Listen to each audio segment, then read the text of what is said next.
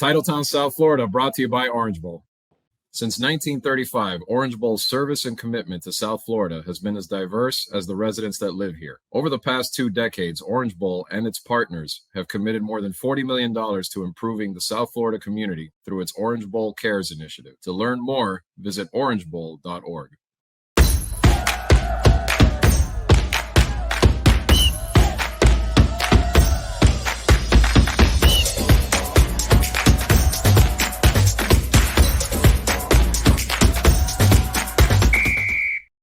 What's up, everybody? Thank you for joining us once again on another episode of Titletown South Florida, brought to you by Orange Bowl, the Miami Herald's high school sports show. I'm Andre Fernandez, the deputy sports editor at the Miami Herald, joined once again by my co-host David Wilson, fresh off the Panthers, finishing off the Toronto Maple Leafs as he gets ready to head up to Raleigh, North Carolina. The Panthers beat moves on, man. One more round at least. Eastern Conference Finals. First time since the year of the rat that they made it this far. Yeah, the third year they existed. It's pretty That's right. Crazy. I was 4 years old back then. I think Alexander Barkov, they said, was 22 months old, something like that. So, yeah, a lot of guys on that team were not even alive in 96. So, all right. Yeah. Jordan's the only one that's allowed to make me feel old on this show. So come on. But no, everybody thought back then this was going to be an annual thing with the Panthers. I know, and then never happened again. Yeah. Thank Keith Kachuk and the new crew, Paul Maurice and all those guys. So check out all the coverage we've had and will continue to have. David right at the forefront of it as far as this Panthers run goes, whether it ends with a Stanley Cup or not. He'll be there bringing you everything from start to finish. But this show is about high school sports, and we're going to talk a little bit more about spring football. David got a chance to continue our tour this week by heading to Miami Norland, the team that's generated a lot of buzz so far this offseason, bringing in a lot of transfers, trying to make a push in that loaded Class 2M, trying to show that they can be a serious contender to the crown that Central has worn for several years now. We'll talk a little bit about them and a few others around a lot of happenings around spring football. Also salute the top performances around town once again in Dade and Broward, like we always do. Our voter polls are open at MiamiHerald.com if you want to vote to see who is the best athlete of the week in Dade and Broward.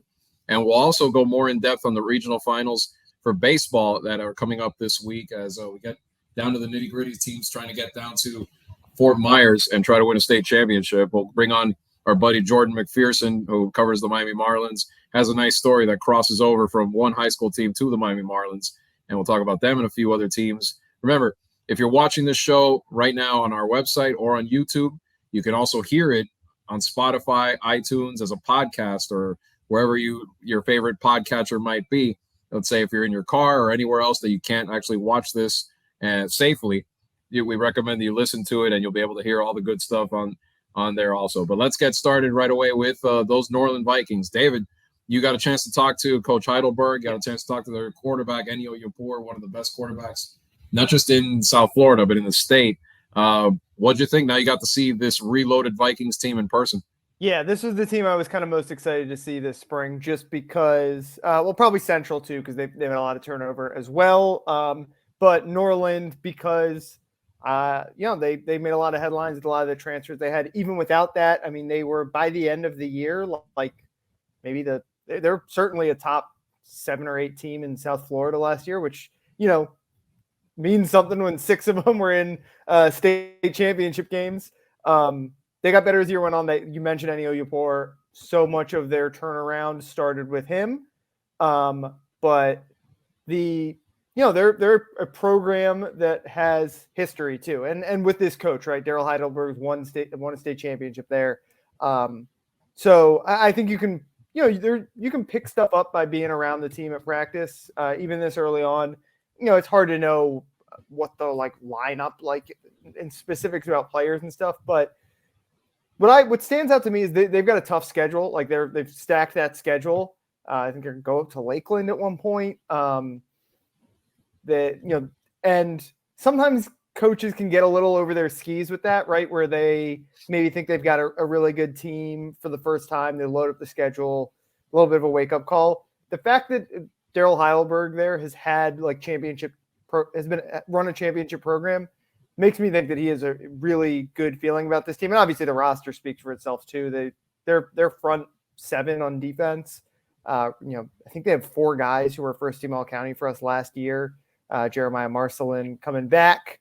They got the Lumen twins transferring from Jackson, Jermaine Carter transferring from Carroll City. And he was kind of like the one guy that probably not a lot of people knew about. Since then, I think he's committed to FIU since then, but going into picking those teams, that was the one guy who was a little under the radar. Carroll City wasn't great last year, but everyone, every coach kind of had him listed as one of the top guys in South Florida. So they have a ton of talent there. They got a championship pedigree with their coach. Their quarterback has been to a state championship back when he was a freshman at Champagnat. So they've got really kind of the whole package. They just got to prove it on the field a little bit more. They were good, really good last year and got better as the year went on too, which is something I talked about with Coach Heidelberg and Ennio. Well, let's hear it from Coach Heidelberg himself. As you said, you spoke to him today. Let's hear what he had to say about his team. Last year was a good step back toward contention for you guys. Yes, sir. How do you build on that? You obviously have, you got your quarterback back. You got a lot of guys back. I know you got a lot of transfers coming in. How can you guys build on what you did last year? I think it was just the building is going to just start with us believing.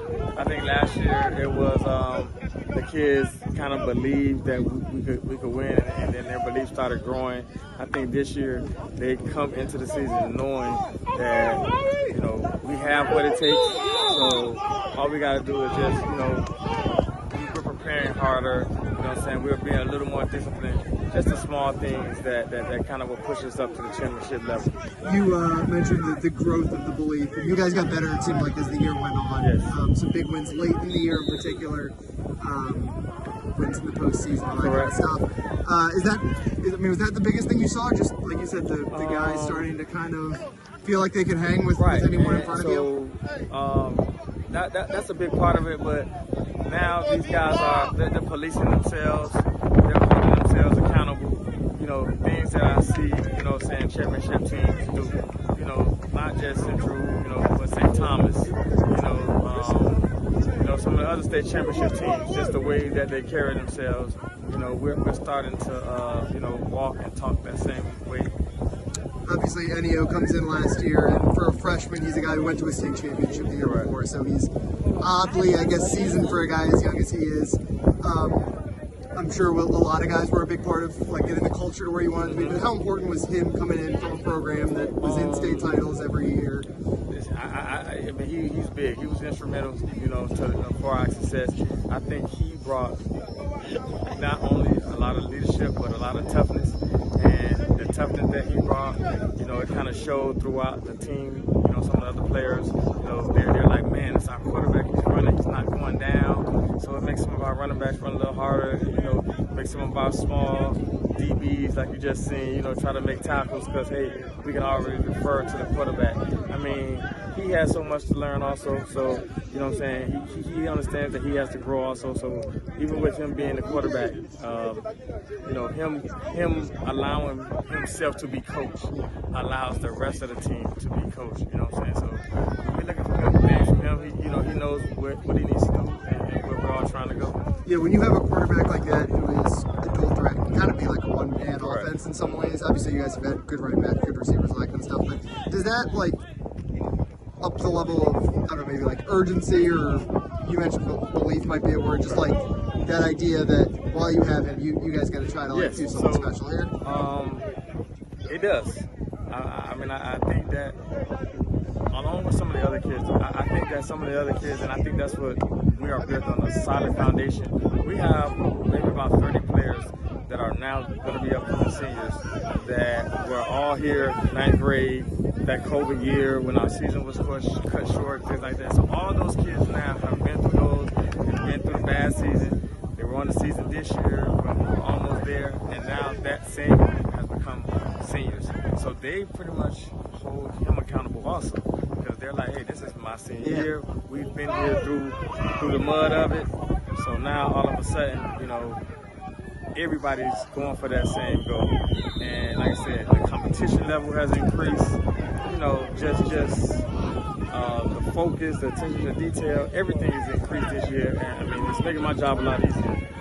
Last one I want to ask about your defense, particularly your front seven, seems like it has to be. I mean, obviously, Jeremiah coming back, the Lumen brothers transfer in. Like that seems like it has a chance to be really one of the best groups maybe in South Florida. So with that being said, so Jeremiah was one of those kids who's going to be a 4-year starter here. He was one of those kids who I'm speaking about.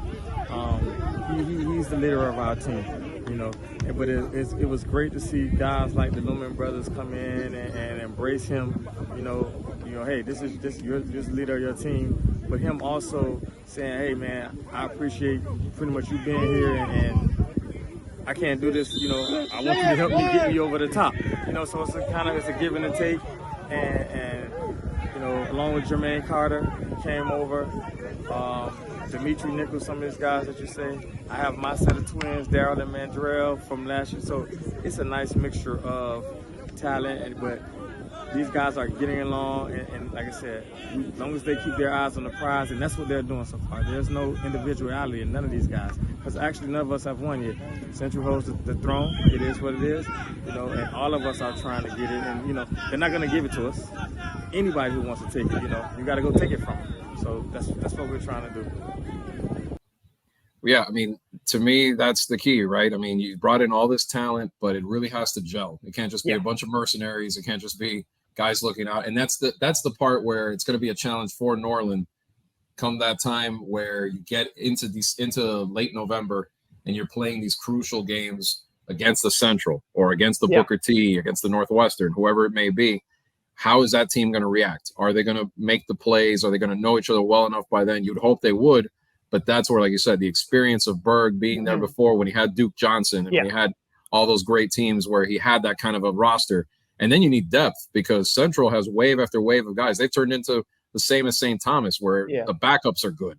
And if your backups aren't going to be good enough either to weather that, I mean, that's going to make the difference down the stretch. Yeah, their first two games, they go to Lakeland week 1 and then to St. John Bosco week 2. So they are like, they're going to be, those are two teams like Central, like St. Thomas. It's going to test the depth because those are teams that send double-digit guys Division I every year.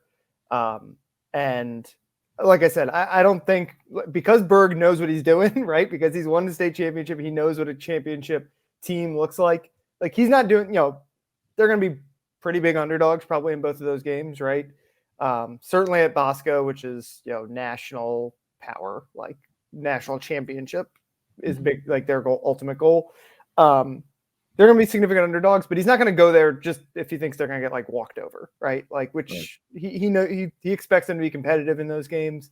Even if they don't win, he expects them to learn a lot from it. And I Ennio Yapor, what I love about him, he's obviously really good, but it's Coach Berg just said it, how tough he is. Like when you've got a quarterback like that, I think he ran for over 1,000 yards last year or close to it. And he's not just like a fast guy. Like he's fast, but he's not just outrunning guys. He's big. I mean, if you've ever watched him play, he's big, thick lower body, like bruiser, built like a running back, runs into guys, runs over guys, doesn't slide, doesn't run out of bounds. And guys rally around that. And like he's not gonna be scared of a team like Bosco or Lakeland, no matter how much bigger or deeper they might be than Norland. Yeah, and like I said, he's been playing high-level football for a while now, since the Champagnat days. Yeah. And even if, let's say, a game like that, because I've seen years where Central's gone up and played, Grayson or DeMatha. And really they got destroyed by St. Francis not that long ago. Right. They got really handed to them, but still they just seeing just playing against a team like that helps.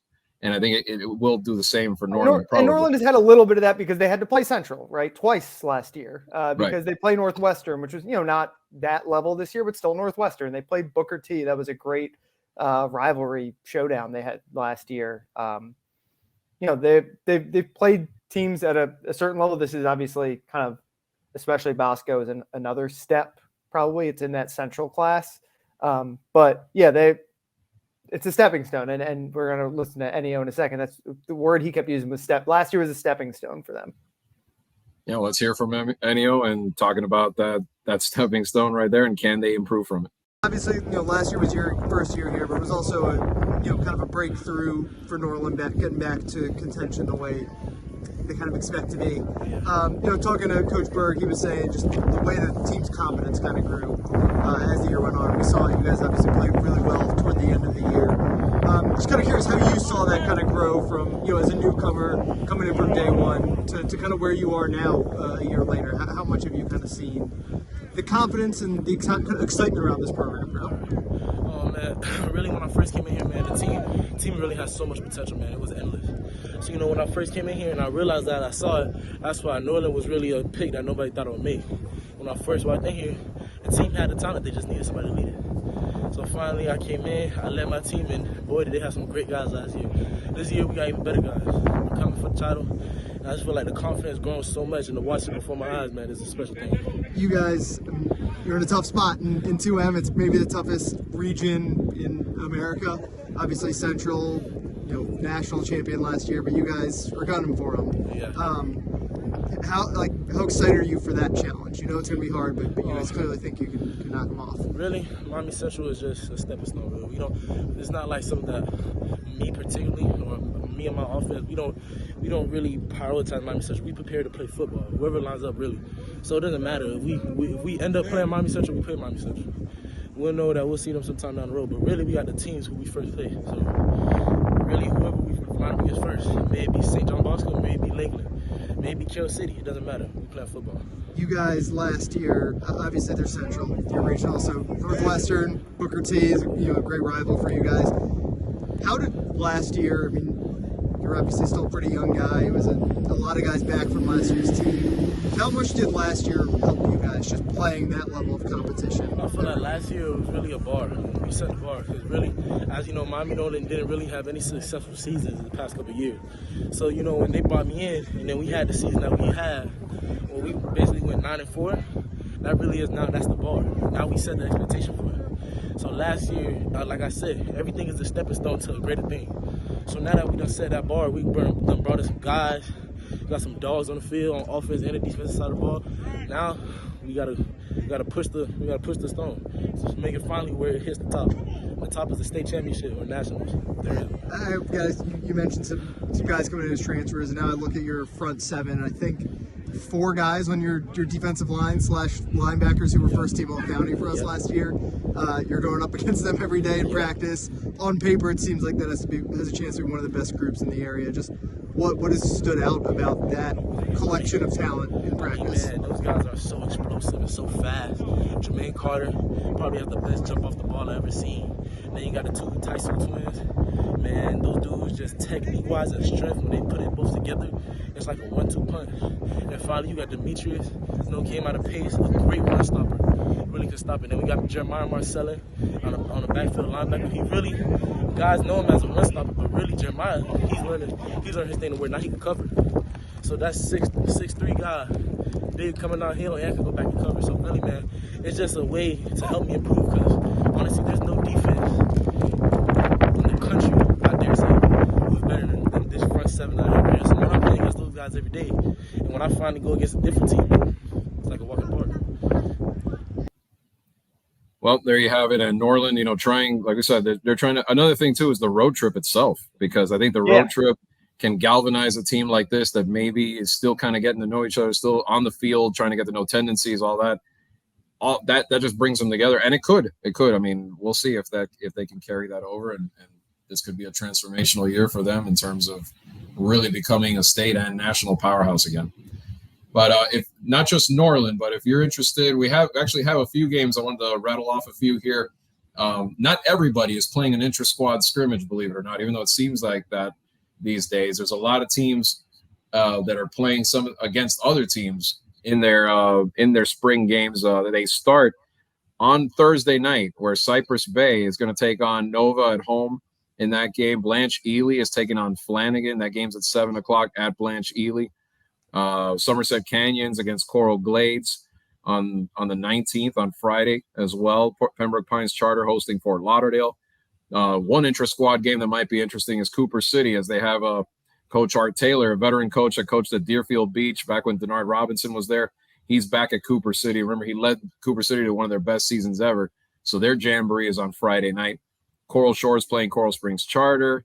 There's a big jamboree up at Dwyer if you're willing to make the drive all the way up to Dwyer to see Plantation and Dwyer in Martin County.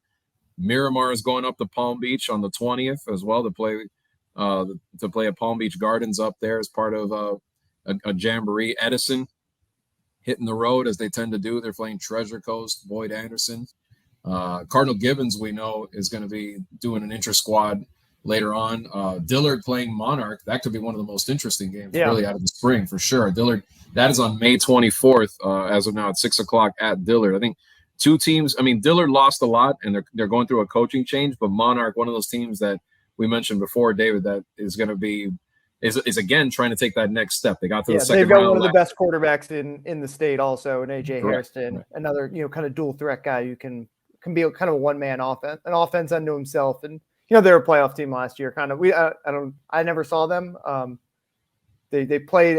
They're in Region 3, I think, in that classification. So they avoid a lot of the South Florida teams. Their schedule tends to be a little bit more like they're playing Palm Beach, which we don't cover very much, the Herald, and then even like, well, I guess because the way the classifications work, but they play a little bit different schedule, but they were quietly like really good last year, really solid.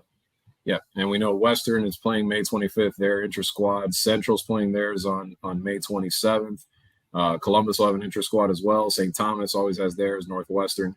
All those on that weekend of the 24th, 25th as well. So be sure to check it out if you care to watch some of the spring football, get a taste of what's to come August when it really starts for real for a lot of the football teams. But right now, we're going to go back to our Players of the Week segment that we do every week, salute some of the best performances of this past week. One of them is a kid we're going to hear an interview from later on this show, Daniel Restrepo from Doral. Doral's baseball team went 3 for 4 with 2 home runs, 8 RBI in a game that they won 12-1 over Varela in a region semifinal last week. Doral trying to repeat as state champions in Class 6A. We've got Brixton Lofgren from Gulliver.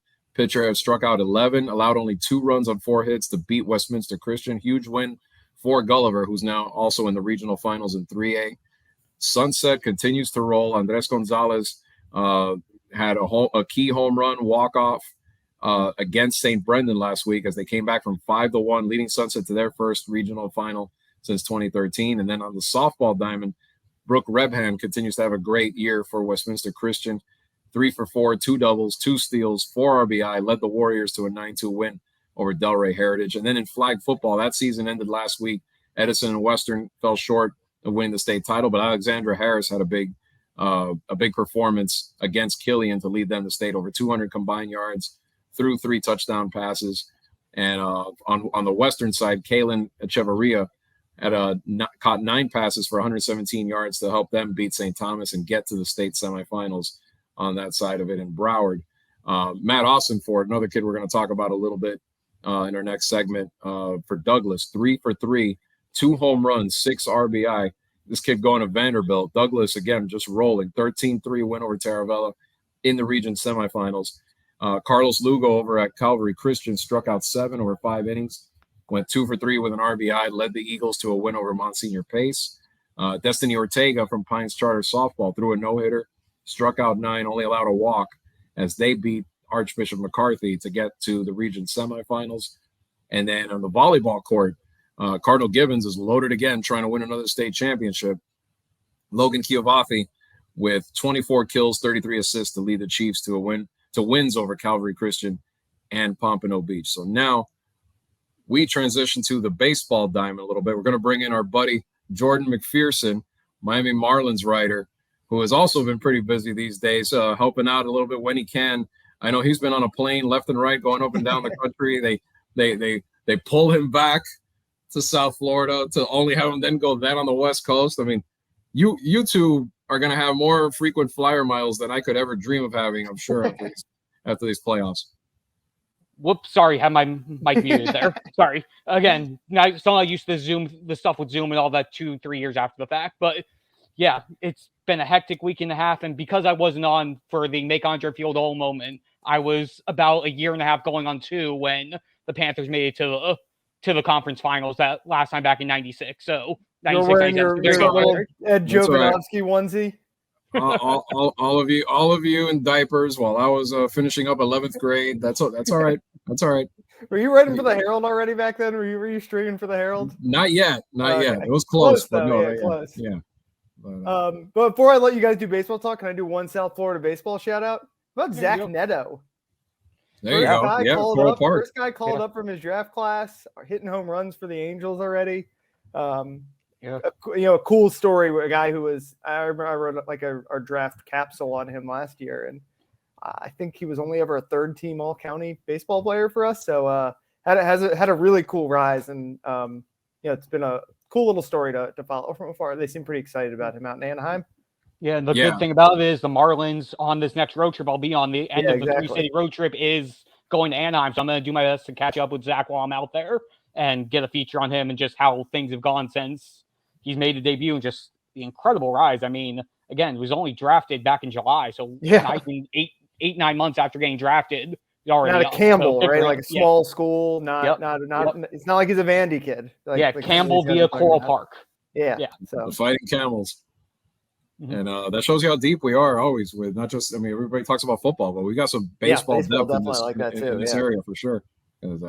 Well, we thank David for this, and David will be back next week to continue the spring football tour. Hopefully, if he's back in town, if the Panthers allow it. But I think I should be. The schedule's not out. Probably will be out by the time people listen to this. But I think I should be back in town for that one. Although maybe there could be a game on the night we record this, so we'll have to see. I guess. Well, we'll figure it out. Figure it out. But definitely. But let's without any further delay, let's get into this baseball chat right now. And then Jordan, I'll start with your visit to Stoneman Douglas, my friend. You saw them pummel Taravella the other night in that regional semifinal, and you got a good look at why this team is just a monster right now, rolling 26-0, 48 wins in a row. It's the longest winning streak right now, active winning streak in the country. And tell us a little more. You saw them. I've seen them a couple times this year too, but what did you think of the Eagles? All I mean is you look up and down their lineup and literally just draw any nail out of the hat and go, yep, that's a D1 guy. Again, just the top 7 from their lineup for the regional semi game. Alex Rodriguez going to Central Florida. Devin Fitzgerald, NC State. Rylan Lujo, Dayton. Christian Rodriguez, who I'm going to talk about more in depth, pitcher and hitter, UF. Matt Ossenford, who hit 2 massive bombs, including a grand slam in the first inning of that game, Vanderbilt. Nico Benestead, their catcher, USF. Dylan Moken, Appalachian State. And then you look on the mound, Christian Rodriguez and Jaden Devenowitz, they're 1-2, both going to UF, and Gavin Gargulo going to UCF. You have 9 guys on this team who are basically the bulk of this team, all going Division I. And it's basically a matter of figuring out which guy is going to be the one to have a monster night, because really, as long as if 1 or 2 of them step up each day and do what they're expected to do, they're going to blow a team out. And that's what we saw against Taravella. Like that first inning alone, everybody got on base before they recorded now in the first inning. 9 consecutive guys reached base. They were up 8-0 before the first out was recorded. It was unbelievable to watch, especially when you think about Taravella, who just a couple years ago, they were one of the teams. They got to the regional final a couple years ago. They're still a pretty good team in Broward County, and Stoneman Douglas just made them look like a below average team. It was incredible to watch, and also shocking to watch just how well oiled they are and how each guy just feeds off each other and finds a way to just make each other better as they roll through the lineup and as they roll through whoever's on the mound each night. That to me, and I've said it a few times already on the show, but that to me is what makes this one of the special teams that we've seen over the years. You covered high schools too, and we've seen some special teams in different sports sometimes that you're like, wow, that's going to go down as one of the greatest ever. But what you just said right now, the fact that they're this good, and in baseball where sometimes they can be a little more guys getting a little more on the individual side and worrying about themselves a little bit, you don't see that on this squad. And that's why they've just kept on rolling. 2 years running almost where they just haven't been beat. And considering the kind of schedule they're playing, like you said, not just Taravella, but look who they've got coming next. A Columbus team that is 24-4. They've won 16 in a row, played them as tough as anyone has this season. And the way Douglas is playing right now, it wouldn't shock me one bit if they went in there and just mashed and made them look, pretty weak by comparison. Even though they are going to face a good challenge, the kid Gabe Cruz, the starter for Columbus, has had a great year.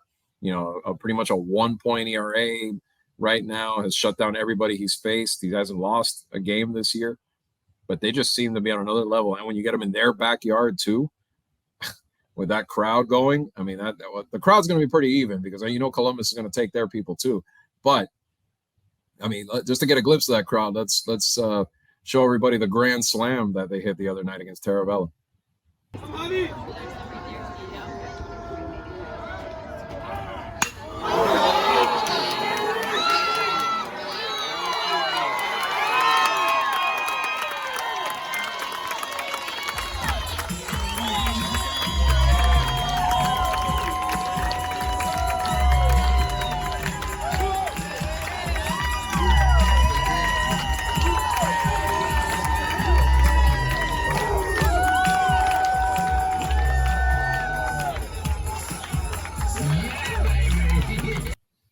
Yeah, and I mean, Matt Austinford, again, just one of many in that lineup, but the power of this kid, 9 home runs already this year. I mean, you talked to him after the game a little bit. Tell me, what'd you think of this kid, just the makeup of this kid as a baseball player, but also, what he brings to the table, the tools and everything. Yeah, no, I mean, for me, it was the composure of him. I mean, it was just, as I talked with him, and I talked with a couple other guys, and I talked with Fitz after the game, it's just, they're all just going out there just to play baseball. They know in the back of their head, yes, they're perfect. They're 3 wins away from potentially being what we believe to be the first ever team in South Florida to go end-to-end undefeated. But their thought is, let's just go out and play baseball. This is what we're here for. Let's have fun. We're going to enjoy ourselves, and whatever happens, happens. And then you just see what the results are. Austinford, he has 9 home runs, but the team as a whole, they have 32 home runs in 26 games. That's already a school record. They had, I think, 26 or 27 last year, which was the previous school record. I mean, he has 9. They have 2 or 3 other guys with 6. Everybody finds a way to complement each other and finds a way to build off of each other's strengths. And at the end of the day, they all just look through this, and with each game, they're just going, yeah, this is fun. Let's keep it going. Why stop? Right. And let's hear from Matt Austinford talking about some of that himself. Matt, just those 2 home runs, can you just take us through what you were looking for in both of those? And you obviously felt confident you got under both of them. Well, I got ahead early, both are 2-0 counts. The other one was a 2-strike approach, but they left the hitter over the middle of the plate, and that's if I get that, I know I'm not gonna miss it. So I just turned on both of them and did what I needed to do. So just that first inning, you guys batted around before you get out. Just what's that like, being part of that, and then being in the dugout watching as you guys are able to make that happen? The atmosphere is really great. I mean, our first 6 are all big D1 guys, and we all communicate a lot about what to really look for the guy. For me, he was really missing. For me, they were telling me that he was really missing the curveball, so don't miss the heater when he throws it to you, and it was right over the middle. So that's what I did. That quick strike approach that you guys have shown, how much into that pre-game play, and obviously you want to score early, but to really just put it on him early. Yeah, I mean, that's the goal, is always to just high energy right out of the gate, put it on them, and just keep playing great baseball. I mean, that's what we've been doing. So. How much fun was this to you? I love playing for Coach Fitzgerald and at Douglas. I love it. All right, well, Douglas is set to take on Columbus. As we said, it was set to take on Columbus. If you're hearing this before or after the game, next week we'll follow up and let you know what happened and talk about what happened. But a great game, I think, that it's going to be. And Columbus hasn't lost since that game. Yeah, and Columbus just took down a great West Broward team. Jumped on them early, 4-0. Showed their pitching depth, showed how deep their lineup can be, showed how they can play some small ball themselves. But a little shout out to West Broward too. I mean, this is the first time in 7 years that they made it to the regional semis. Coach Howard Stein over there, they do a pretty good job. They've gotten West Broward among the better teams in Broward County, and they had a kid, Tulane commit by the name of Jason Wax, pitches and plays first base a little bit, plays in the infield. He's made every play against South Dade in that regional quarterfinal that he could. That game went 9 innings, and West Broward came out on top thanks to him. He made a diving catch near the dugout. Got every clutch hit. Didn't have the greatest start on the mound, but recovered and was able to contribute on the base paths and at the plate. Here's a quick interview with Jason Wax. There, and then you go in sliding into the fence over on the other side. I mean, talk about just like making every play possible in a game like this where, obviously one was going to win it. Yes, sir. It's very important. I started on the mound, didn't have my best stuff, but had to help my team any way possible. So whether it was going on defense, making a couple picks, or that last play sliding into the fence to save a run. How about that inning when you make that play at the plate and get the game tied up? It seemed like then you guys kind of settled down. There's a lot of mistakes early, but then throughout the rest of the game, pretty clean. I mean, talk about, did that change the mood and everything? Yeah, to kind of sure. settle down? Energy shifted. In our dugout, everyone was hyped, and we kept going out, and JP kept shoving, and we stayed behind him, and then we told him we're going to get him one, and we ended up getting one in the last inning here. The Little League Grand Slam, they switched pitchers right before that, so you're preparing for one guy, and then you got to kind of change it up. What are you thinking in the moments while he's warming up? Yeah, so the coaches came up to me. They told me go hunting for a fastball. And a curveball came, so I just sat back and I poked it the other way. So I got a triple, and then the catcher made a little throwing mistake, and I scored there. When you saw the ball, because I got a good video of you on third there, and you just kind of see the ball go past, and there was no hesitation. You took off. I mean, did you know right away that you were scoring? Yeah, for sure. In playoff games like this, one run matters. Have to push extra no matter what it is. So I think that's what really changed the game here. When you came up there, it looked like you had a chance to score the winning run there, and obviously it didn't happen, but how big was it for Alvarez to come in right there, and then the poise of a sophomore to come through like that? Oh man, huge. He's been big for us all year, whether it was district championship, him going home run or double off the fence. All year he's been hitting, so it was good that he got it here. Yeah, and also about that game, West Broward facing South Dade, I want to mention retiring coach Fred Burnside, because after 52 years, tremendous career he's had. He coached at Miami-Dade for a little while, led South Dade to their one and only state championship in baseball back in 2014. Someone on that team that you're familiar with, Jordan, who I'm watching pitch right now as we record this against the Yankees, Alek Manoah, was part of that team. Just a young Alek Manoah. His brother was actually Eric Manoah, was the one that was leading them to all the victories during the playoffs. But Alek was playing first base, waiting for his brother to graduate. He stepped in and then became the Alek Manoah that we know today. And, but he's had others. He coached at Southridge many years, had them in the top 10 nationally back in the early 2000s. Coach Burnside did. Robert Andino on some of those teams back then. Another Marlins connection there. So, our best wishes to Coach Burnside, or a great career. He doesn't know what next 76. I think he's just going to chill out a little bit, but a well-respected guy throughout the South Florida community. Everybody, I think, in an era where there's a lot of, players moving around and, kids have changed the way they act, but he really was able to relate to them and really did things the right way over there. So, we salute him in a great career that he's had in Dade County all these years. But let's transition over now to Doral Academy and talk a little bit about those Firebirds. They smothered a very good Varela team that was really one of the turnaround stories of this season with Coach Laser Collazo. They had, for the first time, won a regional playoff game, got into the semifinals for the first time. But Daniel Restrepo, the kid I mentioned before, one of the players of the week, 8 RBI, hit 2 home runs. This kid last year, 7 RBI combined at state in the 2 games. I mean, it seems like, I think I put in my lead. You've heard of Playoff Jimmy. They like to call him Playoff Danny over there. Yeah, he comes up clutch. I mean, it seems to be his MO, 30 RBI on the year. And when you pair him with like the groups like the Adrian Santanas and Sebastian Barrios and William Gonzalez's, when you have him in there as well, when he steps up late, it seems to just make that Doral team that much better as you get into the bigger moments. Yeah, and let's hear a little bit from Daniel Restrepo now as he talks about the victory over Varela. We've had a bunch of tension with this team. Like, we played them a lot. We played them in the 2 years we played them, and then whatever. It's always a good game. We always chirping back and forth. So it got loud, and then the home run, it all rattled things up. What do you do that you kick it up a bit in the playoffs every year? Nothing. I just know my team needs me. I know my team needs everything I got. I just try my best. I try to focus less on doing more for myself and more for the team, and that's it. What you guys kind of thought?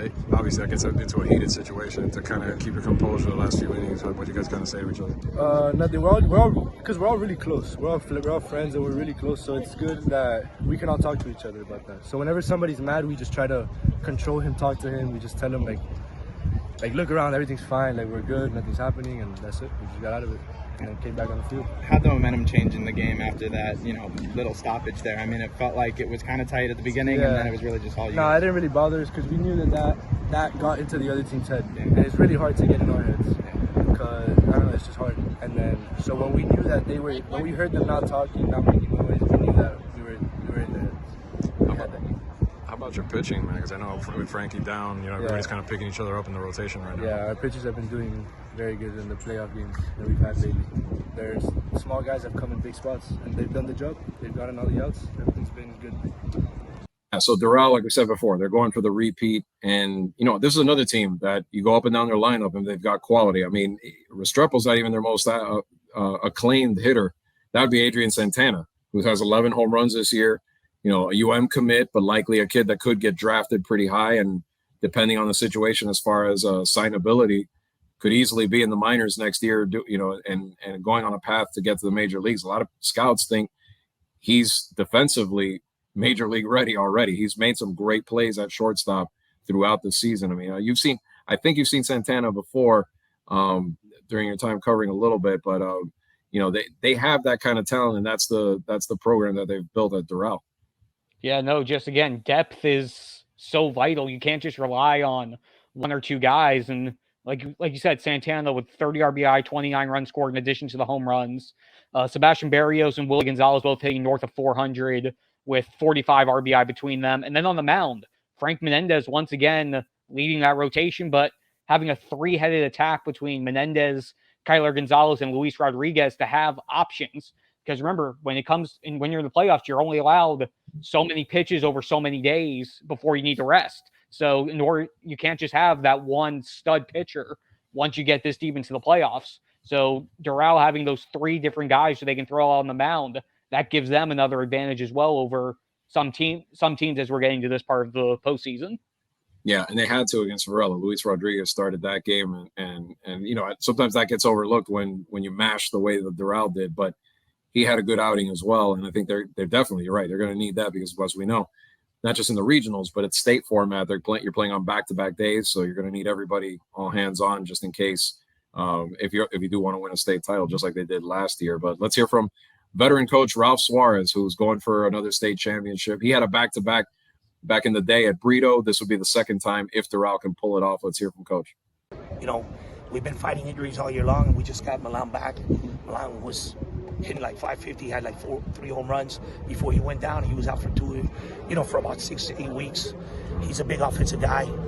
His first game back, he did a great job.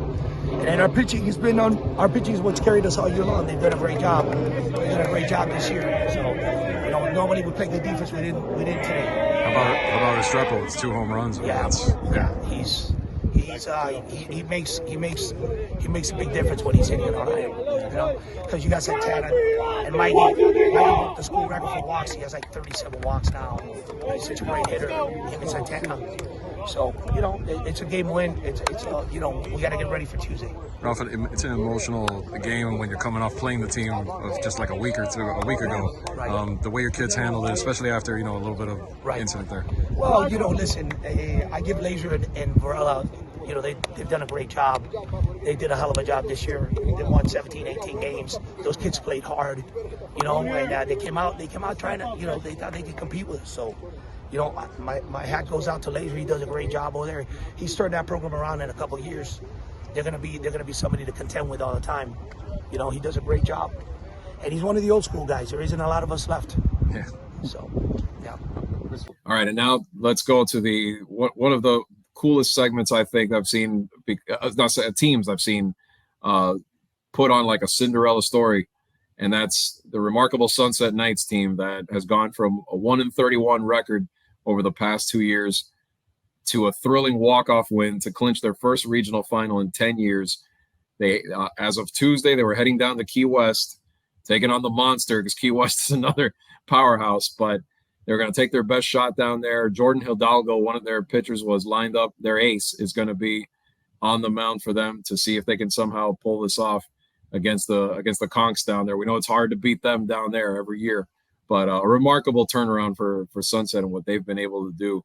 Let's hear from some of the heroes of that win over St. Brendan, as they were down 5-1, came back, walked it off in the bottom of the 7th inning with a 3-run 7th.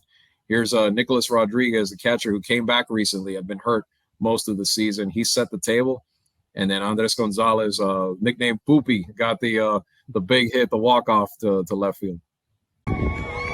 Guys, congratulations. I mean, tremendous win. I mean, talk about just like coming back. When you guys fell behind 5-1, what'd you kind of tell each other? It's not over. Not over to the last time. Never. Yeah, that's been something that you guys have done throughout the season this year. What's it taken to turn around the program the way you have? Well, I think we just continue to surprise people, coming out here every day, showing them what we got. Everybody's doubted us. It's been a program that's been negative.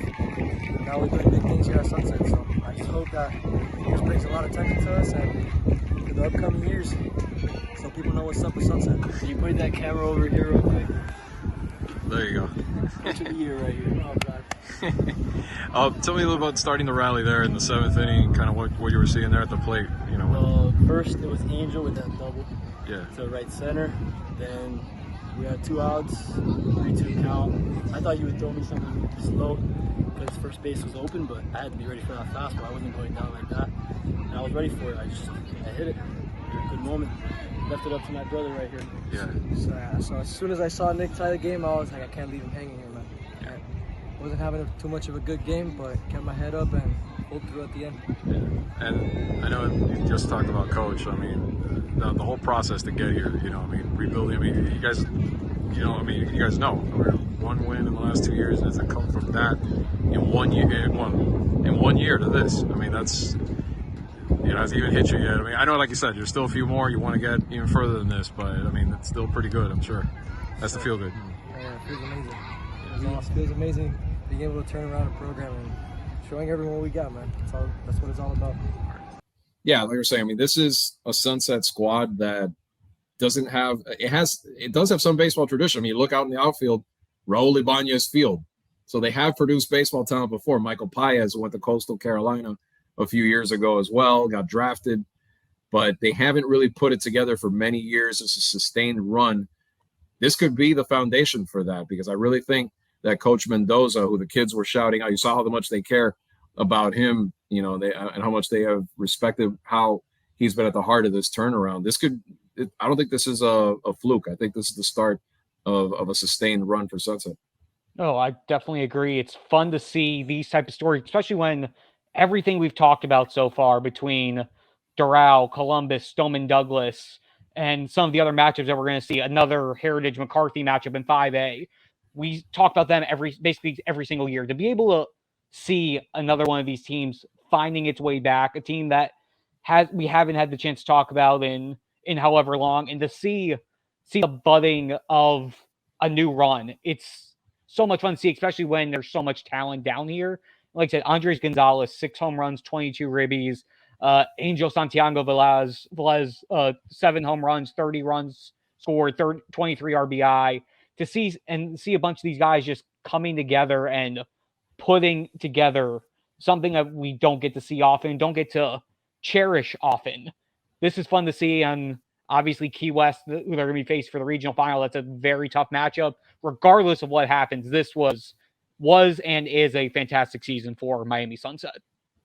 And lately, you know, and I've alluded to this before, but again, seeing what's happened to a lot of the public schools around town, where a lot of the teams that and yes, I'm the old elder statesman here, but I covered when Sunset was great at soccer and a lot of other sports. They were good at football, and not just Sunset, but there are several teams on the public school level in Dade, Broward that have really dropped because of the expansion of a lot more schools opening, a lot more charter schools, and kids going everywhere and the transferring and all of that.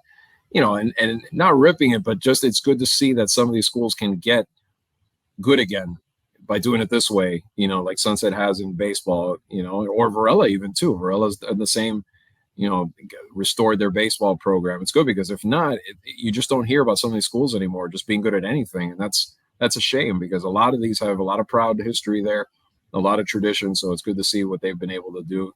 Let's hear from Coach Mendoza and the accomplishments this year. Coach, I know you're out of words right now, but just if you can even describe, let's just start with that comeback. I mean, it's 5-1 and season on the line. Surreal. We stress it, and we really do focus on with the kids, and they buy in, man. It's so good. Focus on the things that we can control. I think it was the third inning, 2 outs, the ball hits the rubber, bounces up 50 feet, close call doesn't go our way, they score 4 runs that inning. Yeah. They prepared for this moment. We have stressed this so much. Focus on the things you can control, and they didn't falter one time in that dugout, down 5-1, not once. Yeah. They earned it. It's crazy. If you think about it, last year we won 1 game. Now we're 1 win away from going to a state tournament. Yeah. The glory goes to these kids, man. They've prepared so hard. They've bought in. They've done everything they've been asked to do. Was there a point this season where you kind of knew, like that resilience you're talking about, that not being phased by pressure? Did you see when did you first see that where you knew this team had that? Man, so we one of the things that you hear the most here is hold the vision, trust the process. So halfway through the year, we didn't have our starting catcher Nick the whole year until now. We lost our backup catcher halfway through the season. So we spent the second half of the season with Danny Brook, who's a warrior. He's a pitcher catching for us. We didn't have our number 1 or our number 2 on the mound. So we spent the second half of the season really going through it. But again, hold the vision and we trust the process. That's part of the process. That gave us the grit that we needed to win these last 2 big games, especially this one with the comeback. Yeah, I mean, you guys have been pretty hard to beat here no matter what. But even going big picture, I mean, last week or a few days ago, you go on the road, big win as your underdogs on the road. It seems like they're just carrying this wherever they go. 100%. I mean, it's tough to beat us here. The energy here is unreal. But again, these boys, they roll with the punches. They roll with the punches. How about staying with it? Because I know, like you said, you guys got hit hard by injuries late in the year, and it was starting to it was testing this team to kind of rebound from that, and now it's like you got your second win, and now you're getting momentum again as you go. 100%. I don't know who we're playing next week, but they're going to get a red hot team, and again, they're going to get a team that's just focusing on what they can control, and that's dangerous. That's dangerous because there's no up and downs. Yeah. So we're excited. We're just, again, you heard me. I told the kids this isn't going to hit us what we've done here until maybe at the end when we're able to look back. It's crazy. This is unbelievable. You probably don't want it to hit you. Not no, yet. Yeah, let it hit us in about 3 or 4 weeks. Of course, exactly. 100%. But I get to coach the greatest group of kids imaginable. All these wins are honestly they're a bonus. All right, well, there you have it. Next week, we'll come back and we'll recap a little bit of what happened in some of these big regional final games as we get to the state tournament. I'll be in Fort Myers, actually. I'm finally hitting the road, too. You guys have been on planes. I'll be in my car heading over to Fort Myers, but I'll be here recording the show from over there as I cover the state championships for baseball.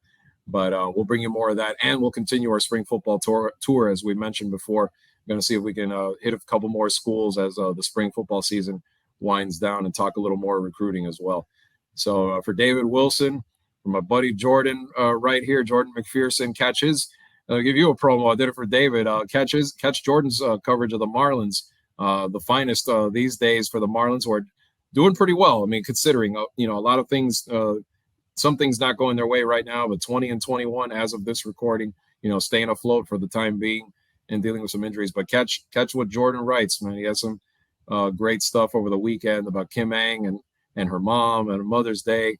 And he'll continue to bring you a lot of that. And your Christian, we didn't even really talk much about Christian Rodriguez and your story about him talking about his friendship with Jesus Luzardo and the way those two have kind of been, keeping in touch and Luzardo helping him out.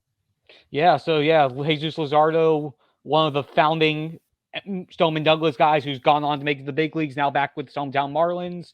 And Luzardo, every year for the last 3 years, done a camp at Stoneman Douglas for kids who were starting to get into baseball, and he keeps in touch with the Stoneman Douglas baseball team as well.